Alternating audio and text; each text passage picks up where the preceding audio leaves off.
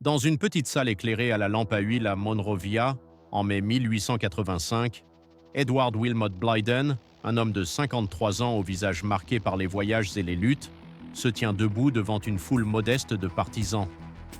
Les bulletins de vote viennent d'être comptés. Hillary R.W. Johnson, l'incumbent du True Whig Party, l'emporte avec 1438 voix contre les siennes pour un total de 2310 suffrages valides.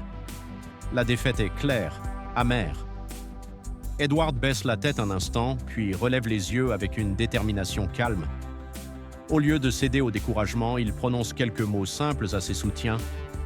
Cette perte n'est pas la fin de notre rêve pour une Afrique forte et unie, elle n'est qu'un détour sur le chemin. La foule applaudit faiblement, mais Edward sait déjà que son vrai combat se poursuivra ailleurs, dans les idées, les écrits et l'éducation. Pour comprendre comment cet homme, né libre dans les Caraïbes, est devenu un géant intellectuel malgré les revers, remontons aux origines de son parcours extraordinaire. Edward Wilmot Blyden naquit le 3 août 1832 sur l'île de Saint-Thomas, dans les îles Vierges danoises, un lieu de beauté tropicale où les palmiers dansent au vent et où les marchés bruissent de voix créoles. Ses parents, Roméo et Judith Blyden, étaient des Noirs libres qui avaient su préserver leur dignité dans un monde encore hanté par l'esclavage. Roméo, tailleur talentueux aux doigts agiles et au rire contagieux, enseignait à son fils que le travail honnête forge le caractère.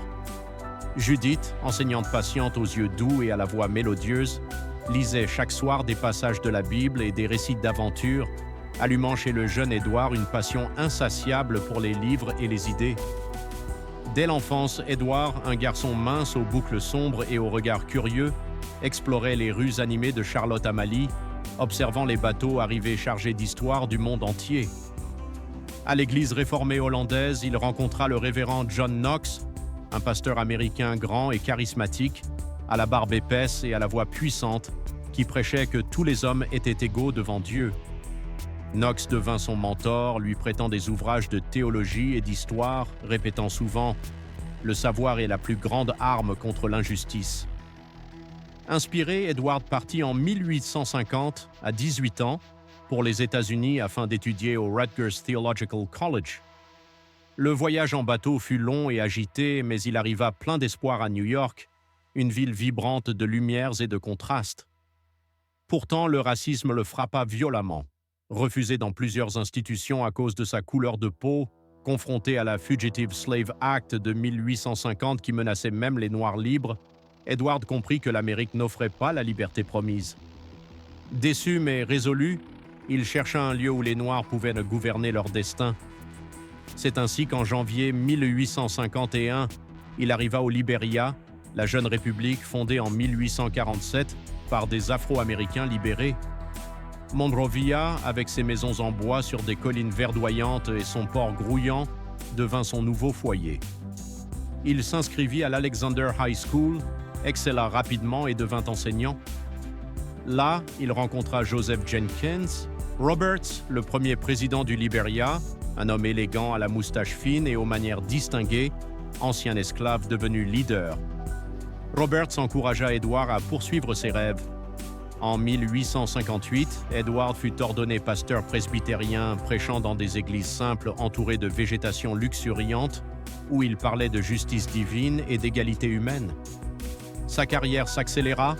Professeur au Libéria College en 1862, il enseignait la littérature et les langues à des élèves enthousiastes, dont Hillary Johnson, un jeune studieux aux lunettes rondes et à l'esprit vif, qui deviendrait son rival politique.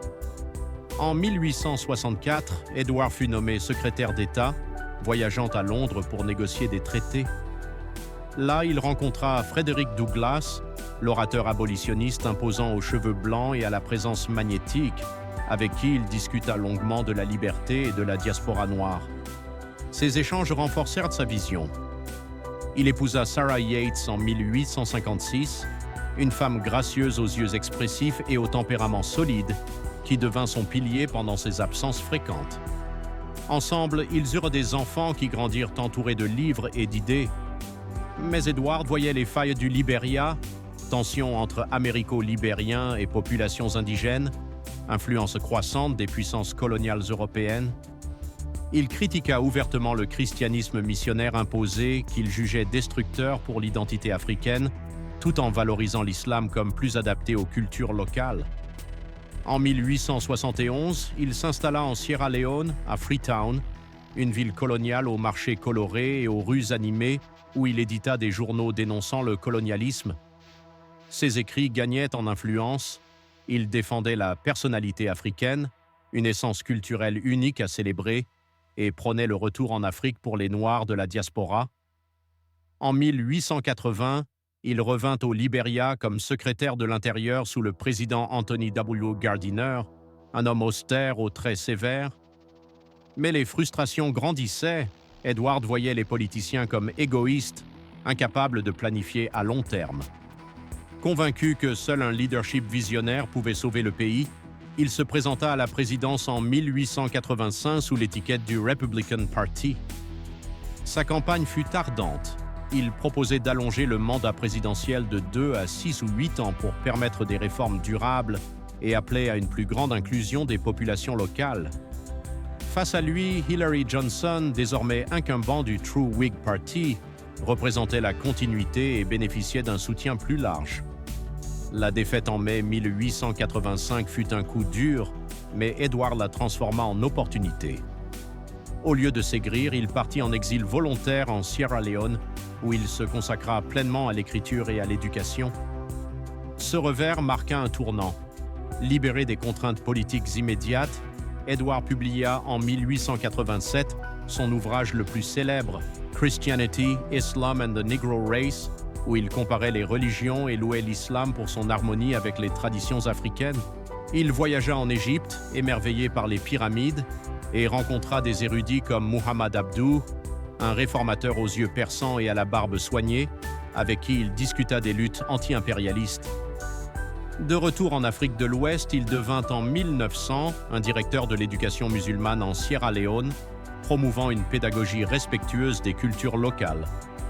Ses idées, fierté raciale, autonomie africaine, éducation inclusive, unité panafricaine, influencèrent des générations.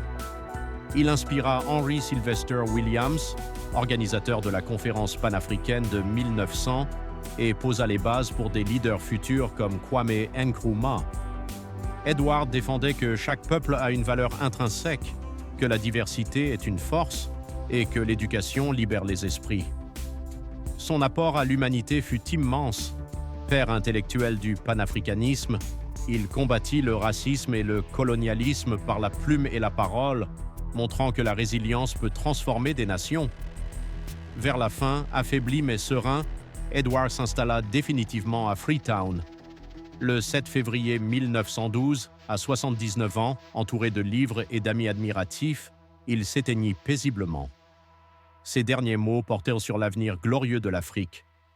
Son legs perdure, il enseigna que les échecs, comme celui de 1885, ne brisent pas un homme de vision.